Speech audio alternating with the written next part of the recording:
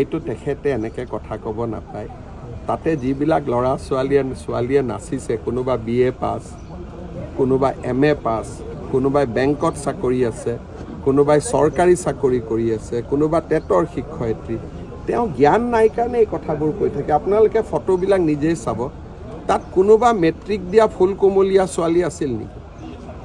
তাত আপোনালোকে ইণ্টাৰভিউবোৰ টিভিত লৈ আছে। কোনোবাই নিজে কৈছে যে মই শিক্ষক, কোনোবাই কৈছে মই অমুক। আপোনালোকে নিজে প্ৰচাৰ কৰা বাতৰি এটা পিছত মোকে সোধে।